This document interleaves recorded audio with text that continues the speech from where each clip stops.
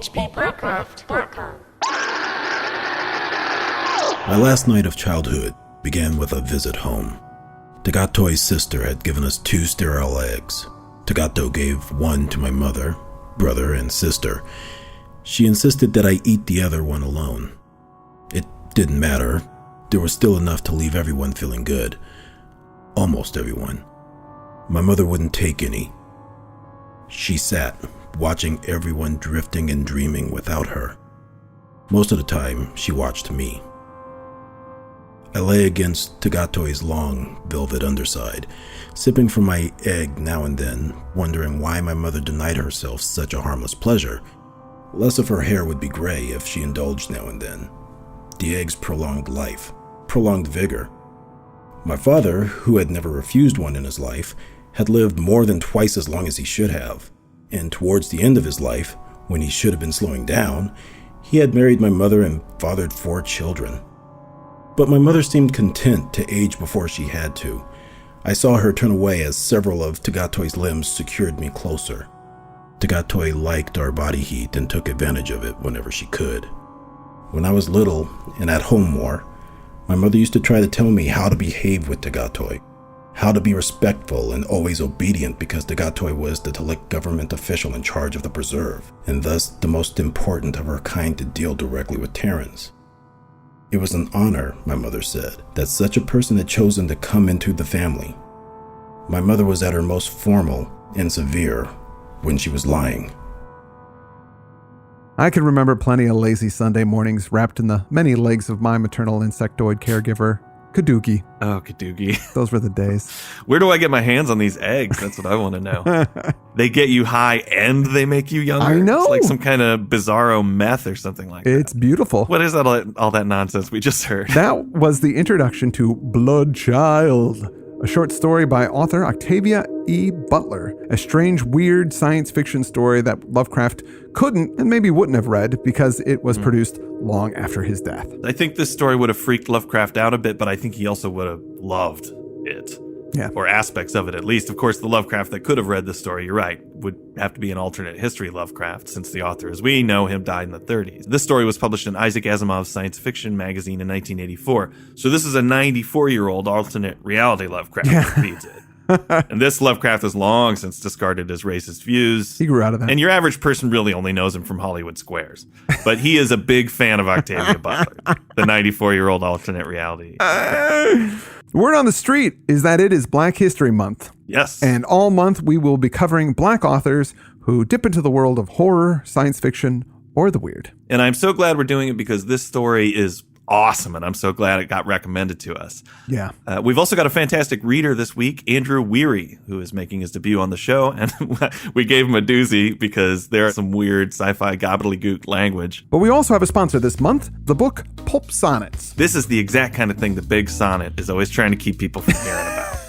You got Shakespeare, Edna St. Vincent Millay. They've got a good thing going with all the weddings and the funerals. They don't want you to know about the kind of sonnets people are talking about on the street. Yeah. But we're not afraid of Big Sonnet here at the show. No way. And that's why we want you to know about this book, Pulp Sonnets. Pulp Sonnets is a collection of sonnets by author Kate Sherrard. This is a lovely read and a good-looking book to boot. Each chapter is a day of the week, but with a theme. So it's Mystery Mondays, Terror Tuesdays, Western Wednesdays. Mm-hmm. And I don't know how much poetry you consume, but this book has roused my hunger for sonnets.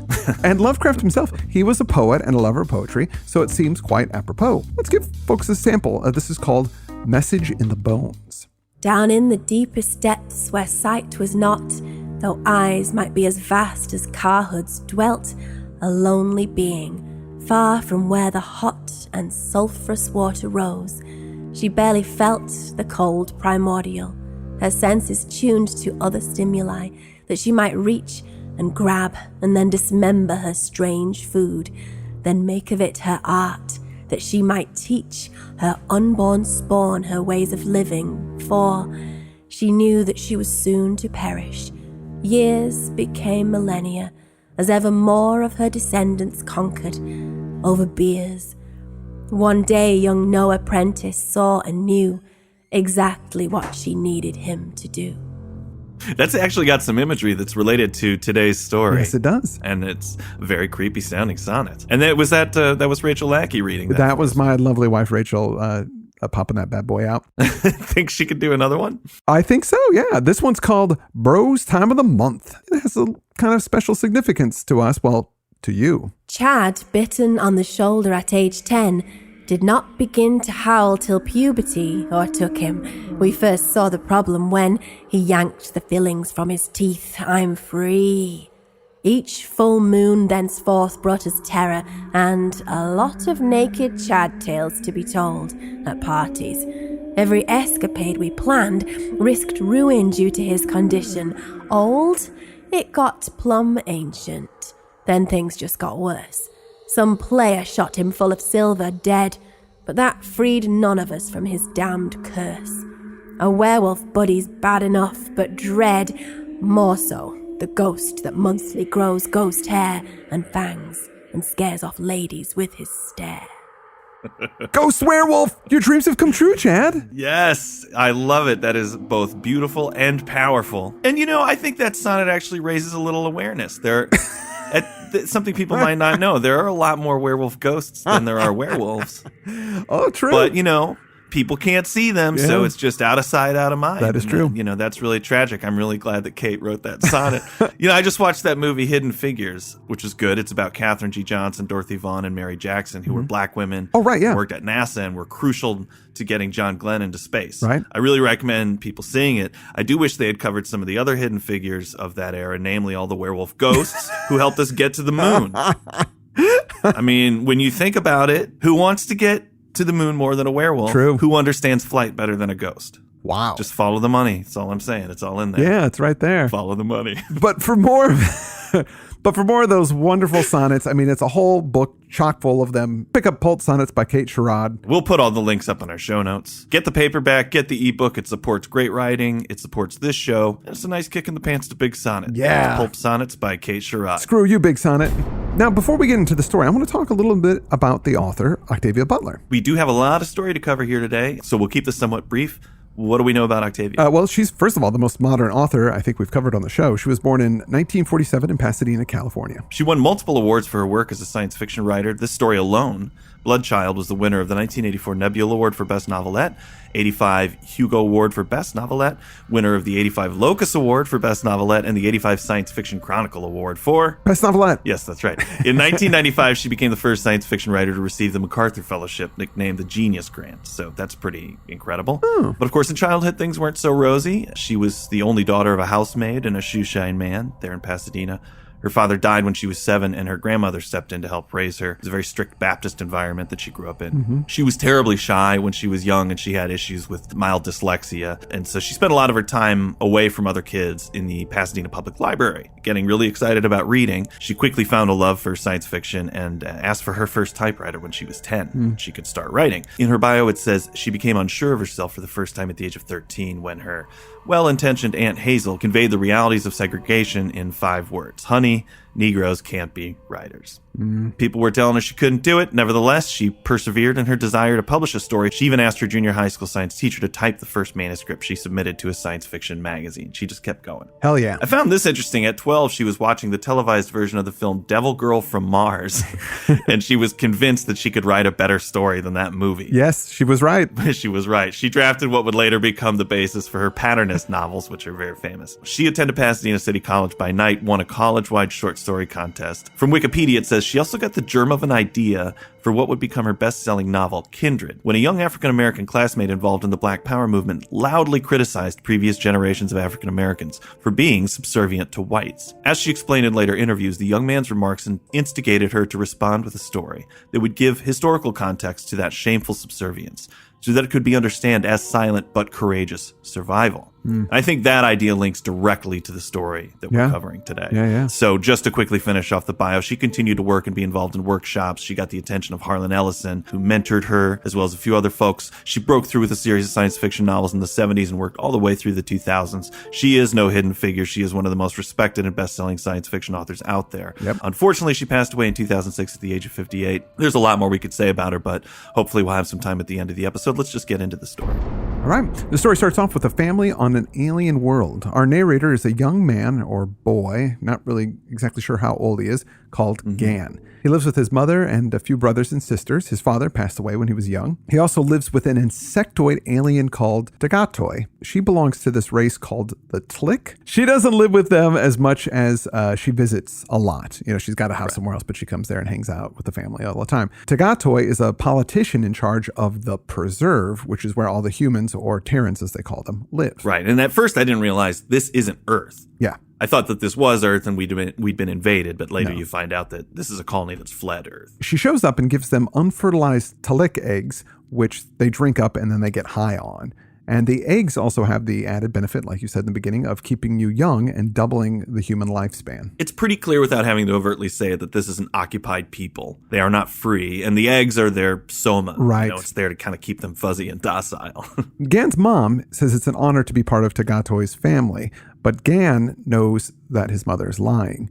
But what about? Gan's into it. You know, the fact that Tagatoi is part of their family, so why isn't his mother? He knows that they were friends when they were younger, Tagatoi and his mom. They've known each other for a long, long time. Now, Tagatoi, she likes to come for visits and lay on this big giant couch thing that's made just for the insects, and then have the humans crawl up on top of her and share their warmth. But clearly Mom is only putting up with the situation out of some kind of necessity. She's very bothered by what's going on here. These things are like 3 meters long. They're like 10 feet tall. They're huge. Gan's mom, Liane, isn't eating any egg, and she says that she doesn't want any, and Tagatoi pushes her a bit. Liane relents and then drinks some of the juice that's inside of it, and the lines on her face begin to smooth, and she gets all dreamy-eyed. She says, sometimes I forget how good it is, and I feel so bad for her right away. You know, she's clearly resisting the only small way she can by refusing these eggs.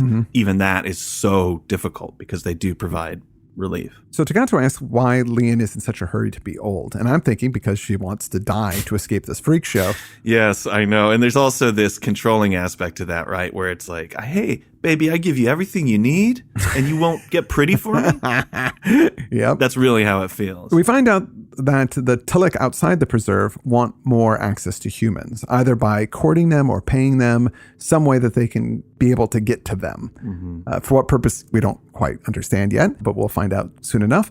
Many Tlick were desperate for humans, and they were willing to do whatever they had to get access to them. But this new system with the preserve stopped human families from being split up, and on occasion, Gan was able to see the outside world and the desperate stares he got when he was with Tagatoi. Gan's mother would say to him, take care of her, meaning Tagatoi, as in she's the only thing protecting us from the outside world. Who knows without her maneuvering what would happen to them. It's odd because it seems like they are allowed their dignity. They're allowed to stay together as families, the humans. But is this because the Tlick have respect for them, or is it because they are a rare thing that's been commodified? They're trying to keep them scarce so they can use this for political leverage over all of the rest of the Tlick. Could be. It seems like there's a class system happening based on these humans within the alien society as well. So Tagatoi lets Gan down out of her arms, tells his mother to, come warm me. And so she crawls onto the couch with this insectoid creature. Again, it's really big and has lots of legs and this whippy tail with a little stinger on the end. And when Lane gets in, Tagatoi stings her with the tail right in the leg, and it draws a little blood, and she cries out and says, mostly in surprise because the sting doesn't usually hurt, but it drugs you up. I mean, this is like giving somebody an injection against their will, though. Yeah. She wasn't asking for it, so whether it hurts or not, it's still violent. Yeah. So Gan's mom, in her drug-induced stupor, says that Tagatoi can't take her son from her. Nothing can. And Tagatoi says, she wouldn't, and nobody can. She totally humors her. Sober, she wouldn't have permitted herself to talk about this kind of thing. But because she's been drugged up a little, she starts saying things that he thinks she'll be humiliated by the next day. But clearly the mother has made some kind of deal, and it's made her sick, this deal. Yeah. And that's why she's resisting taking the egg. That's why she's resisting participating in this happy family. When Liane was young, Tagatoi introduced her to Gan's father, and she promised one of her children to Tagatoi and not to go to some stranger. Right. And the Tlick seem to have a much longer lifespan than humans, but Tagatoi was going through some adolescent stage of growth right when Liane was as well, so they grew up together in that sense. Yeah. And became best friends as children. Liane even says in this moment while she's drugged up, I should have stepped on you when you were small enough.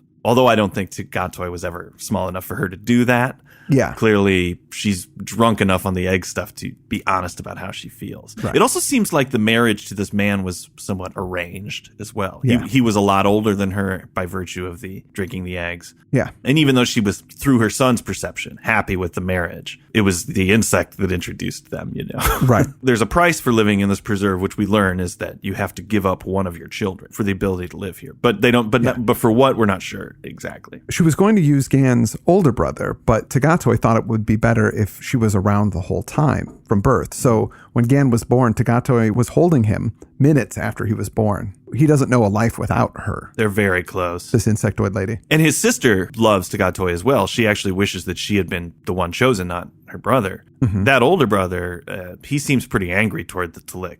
A little rebellious, but he won't talk about it much. He does make sure he gets high with everybody else. He always gets his share of the egg, though. While they're getting Lian ready for bed and her second stinging, Tagatoy hears something. Yeah, they want to go check it out outside. There's a paragraph here that struck me. It says, I left my sister and started to follow her out the door, though I wasn't very steady on my own feet. It would have been better to sit and dream, better yet to find a girl and share a waking dream with her. Back when the Talik saw us as not much more than convenient, big, warm-blooded animals, they would pen several of us together, male and female, and feed us only eggs. That way they could be sure of getting another generation of us, no matter how we tried to hold out. We were lucky that didn't go on long. A few generations of it, and we would have been little more than convenient, big animals. Wow. So they've allowed them some kind of dignity in these family things. Otherwise, they would have just been the way that we stuff cows full of, force feed animals and just keep them, fill them full of antibiotics and force feed them so we can harvest them. That's what they could have become. Anyway, I'll just leave that there. Something to think about. They check on the disturbance. They go out and they see it's a human who is trying to make his way to a call box, but is very ill. Mm-hmm. He's a young guy, dangerously thin. She says to Gan, you don't want to see this. It will be hard. I can't help this man the way that his Talik could.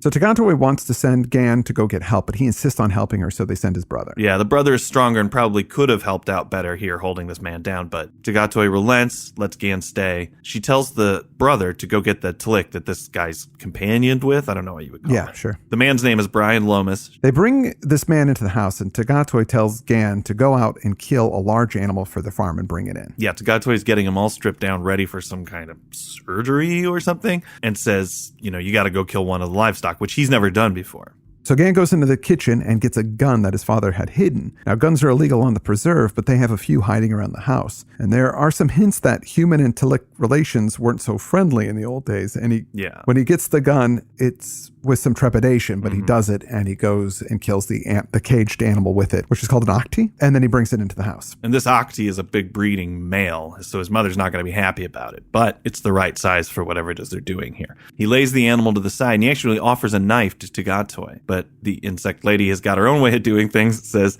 she extended claws from several of her limbs and slit the octi from throat to anus. Yeah. Doesn't need a knife. She can do it on her own. So, man, these things are really dangerous. Yeah. The Talik here, I mean, they're huge, and they've got the stingers, and they've got these claws, and very disturbing things. So Tagatoy tells Gan to hold the man's shoulders down. Gan is freaked out by this guy, and he doesn't want to touch him. Mom tries to stay and help him hold the man down, even though she's very tiny. But the boy says, no, I'll do it. I got it. Tagatoy tells the man that she stung him as much as she can safely, and when it's over, she'll sting him to sleep. And she goes on to say that soon, Takotgif will arrive and give him eggs to heal him. And the man calls out Takotgif's name, Takotif! She put one of her claws on him and then gives him a rolled up shirt to bite down on. And she opened him. His body convulsed with the first cut. He almost tore himself away from me. The sounds he made. I had never heard such sounds come from anything human. Tagatoy seemed to pay no attention as she lengthened and deepened the cut, now and then pausing to lick away blood. His blood vessels contracted, reacting to the chemistry of her saliva, and the bleeding slowed. I felt as though I were helping her torture him, helping her consume him. She found the first grub. It was fat and deep red with his blood, both inside and out. It had already eaten its own egg case, but apparently had not yet begun to eat its host. At this stage, it would eat any flesh except its mother's, let alone it would have gone on excreting the poisons that had both sickened and alerted Lomas.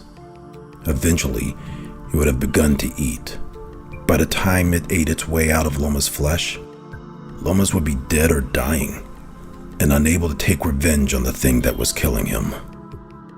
There was always a grace period between the time the host sickened and the time the grubs began to eat him. Tagatoi picked up the writhing grub carefully and looked at it, somehow ignoring the terrible groans of the man. Abruptly, the man lost consciousness. Good. Tagatoi looked down at him. I wish you Terrans could do that at will. She felt nothing. And the thing she held.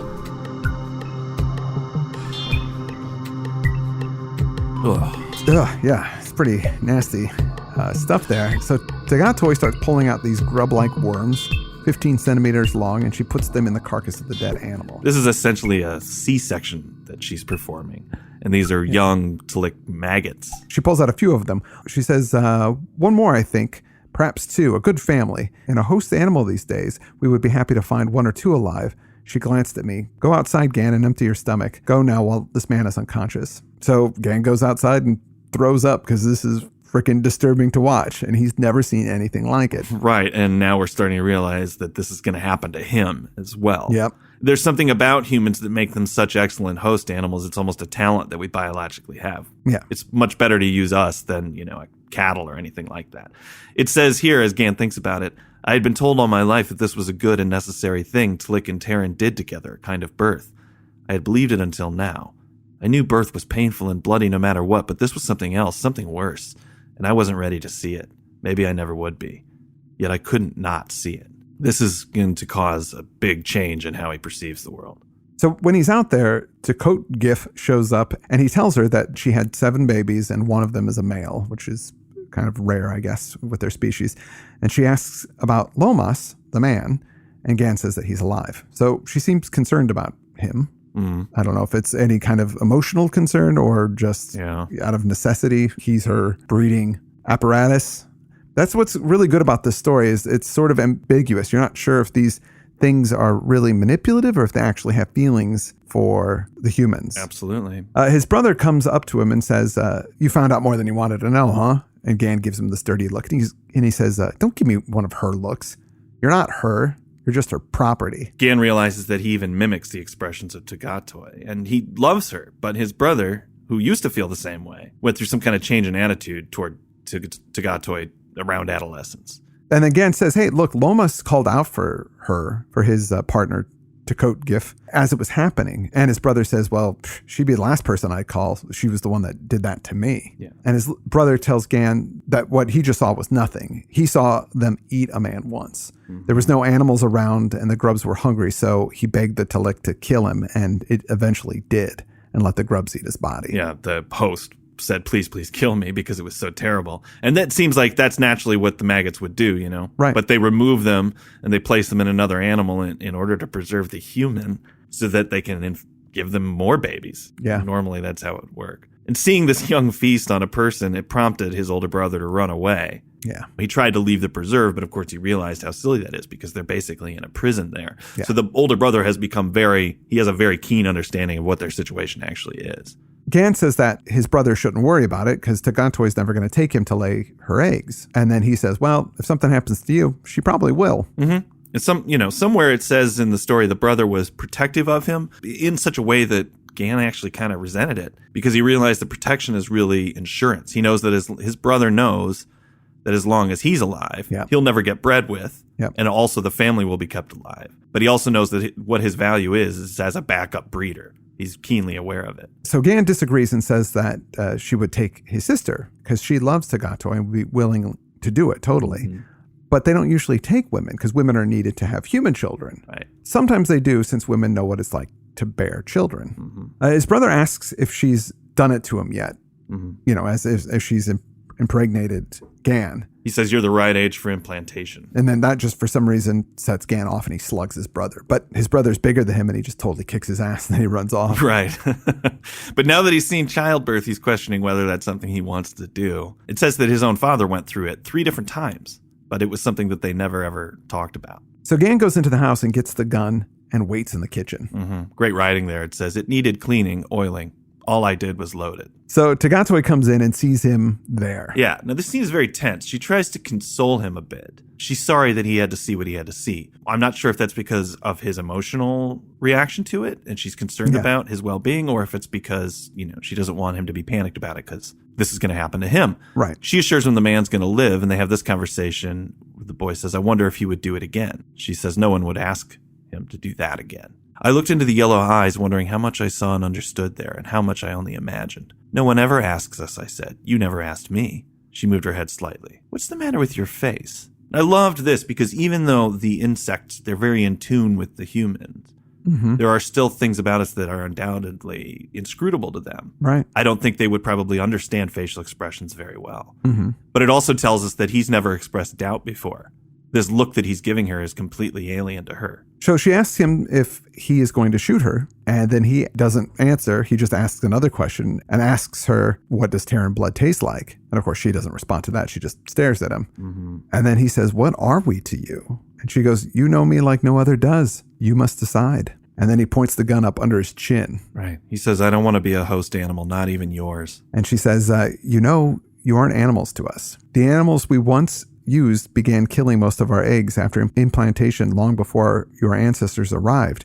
You know these things, Gan, because your people arrived. We are relearning what it means to be a healthy, thriving people, and your ancestors, fleeing from their homeworld, from their own kind, would have killed or enslaved them. They survived because of us. We saw them as people and gave them the preserve when they still tried to kill us as worms. And then she says, would you really rather die than bear my young, Gan? And he didn't answer. And then she says, shall I go to your sister? And he says, yes. And she wants to do it. And then she goes, okay, I'm going to do it tonight. And then she starts to leave. And then he realizes, whoa, wait a minute. What's going on here? This is happening too fast. Yeah. And he realizes he doesn't want it to happen to his sister. So he stops her and then agrees. Would it be easier to know that red worms were growing in her flesh instead of mine? So he says, yeah, please don't do it. Do it to me. In the end, he realizes that this has to happen no matter what. And he would rather spare his sister from it. And it must happen tonight because she's got to lay her eggs, I guess, this evening. And so that's why she's there to begin with. And she said she's going to implant the first egg tonight. She has to do it to someone. And if it's not him, it'll be her. Yeah. So they go up to his bedroom, and this is so creepy. He gets naked and lies beside her, and she stings him, and it feels good. Then the blind probing of her ovipositor. The puncture was painless, easy, so easy going in. Oh, man. She undulated slowly against me, her muscles forcing the egg from her body into mine. I held on to a pair of her limbs until I remembered Lomas holding her that way. Then I let go, moved inadvertently, and hurt her. She gave a low cry of pain, and I expected to be caged at once within her limbs. When I wasn't, I held on to her again, feeling oddly ashamed. I'm sorry, I whispered. Oh, so creepy. Yeah, it's the little bit of, that hurts, so let me get in a better position. There's such a... It's a sex scene. It's a sex scene, but even that is more detail of a type that you get in other sex scenes. Yeah. Because this is a moment in sex that, isn't very titillating, so it doesn't get used. But that moment where somebody gets hurt, you got to kind of reposition yourself. It's so personal. Yeah. That's what really, and it's between these two species. Oh boy, that made me feel very strange when I read that. And then he says to her while they're in this moment together, he goes, do you care that it's me? And then she replies, you were the one making choices tonight, Gan. I made mine a long time ago. I chose you. I believed you had grown and chose to choose me. Yeah. Now, but seeing what happened to the sky, it freaked him out. She regrets that he had to see that. Terran should be protected from seeing. I didn't like the sound of that, and I doubted it was possible. Not protected, I said. Shown.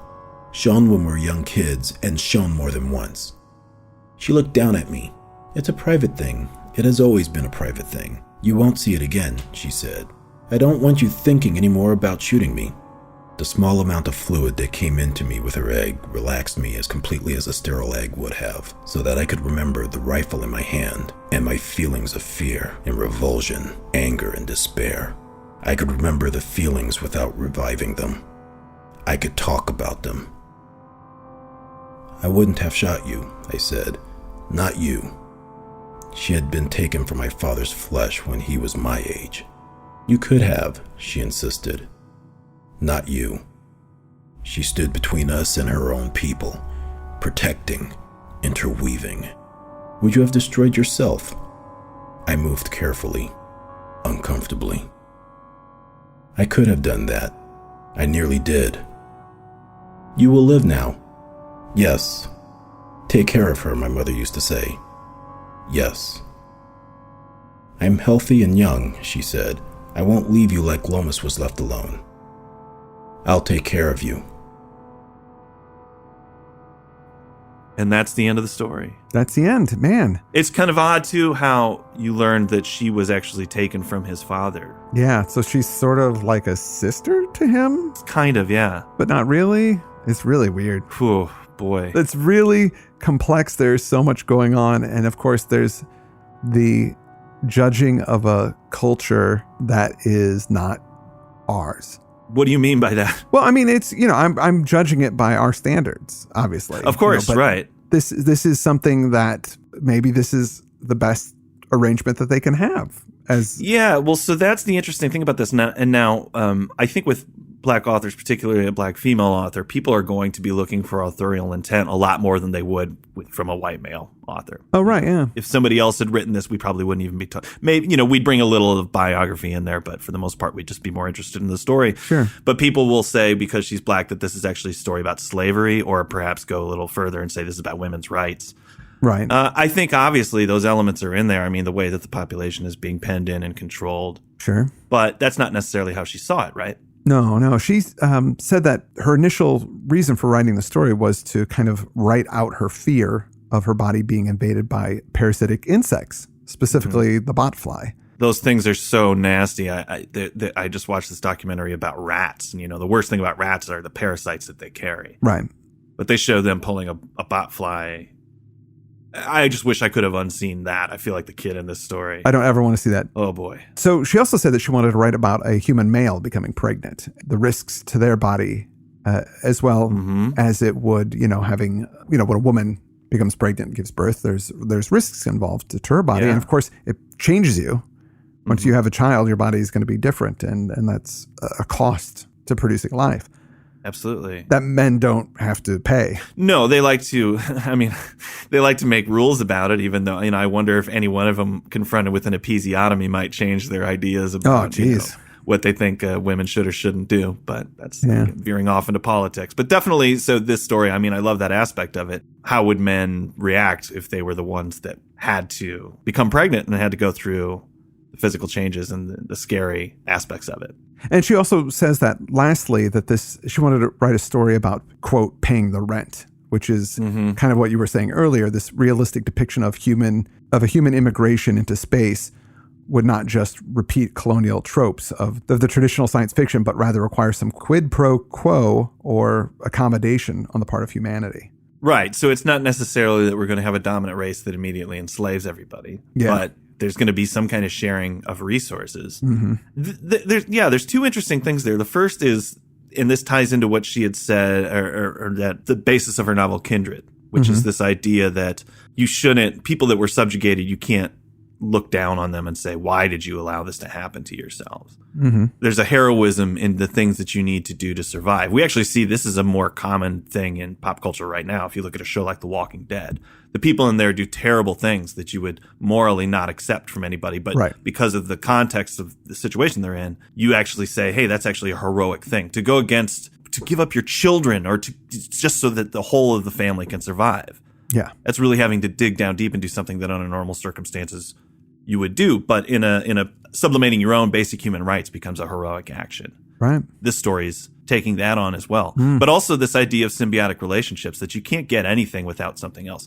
It's like, there are people that study this right now. Why are humans, or why are other life forms altruistic in any way? Because it seems like a lot of those examples you can tie back to people actually trying to promote their own genes without even knowing that that's why they're doing it, right? Yeah. We all have these symbiotic relationships. The thing that's interesting about the levels in this story is that rich aliens, the political class, seem to be hoarding these resources as well so that they can control the other tlicks. And the humans, they're bartering with their bodies and their families to get the best situation. And those humans also control livestock that they can slaughter at will, clearly. Yeah. So in these multiple levels, who's in the wrong? Well, I think the slave owners are in the wrong. I want everybody to be free, but she's asking you to really question these ideas of good or evil. Right. Because it's not a very realistic situation. With this particular situation, it's not as clear cut. Well, we don't know, but from what we're given, it seems like the humans agree to this situation, and it makes us look at our lives and wonder how much have we agreed to? Absolutely, right. How many corners have we had to cut? How many things have we had to sacrifice so that we can get our house, to get our food, to pay our rent, to be able to clothe our children, protect our things? Yeah, it's quite a lot. People are willing to submit themselves to taxes. They're submitting themselves to being governed. Oh, yeah. By people that they didn't even Vote for or agree to, but they're doing it because that's the understood to be the sacrifice that you make. Yeah. All of these things are happening all the time. And so that's what makes this such a complex and interesting story, I think. An amazing story. Really brilliant. I recommend everybody actually sit down and read this one. It is. I do too. It is rock solid. Thanks everybody who recommended it. Really enjoyed it. Extra special thanks to our reader today, Andrew Weary. Thanks so much for jumping in and handling some difficult language. I want to thank our sponsor, Pulp Sonnets, and Kate Sherrod, who also said that she knew this story, loved the story, thought it was brilliant, and was honored to be sponsoring this one. And we are, of course, honored to have you on as a sponsor. Please, everybody, go pick up this book. That's Pulp Sonnets by Kate Sherrod. It is outstanding, super fun. Do yourself a favor and pick it up. We will link out to it in the show notes. So what are we doing next week, Pfeiffer? Well, we are going to continue Black History Month with another, this is a guy that people might know in lots of different contexts, W.E.B. Du Bois, but he's also an author. He enjoyed science fiction, just like the rest of us do, and he wrote a story called The Comet. I believe it was published in 1920. We're going to have a look at that. I can't wait to check it out. And with that, I'm Chris Lackey. I'm Chad Pfeiffer. And you've been listening to the H.P. Lovecraft Literary Podcast. At hppodcraft.com. hppodcraft.com.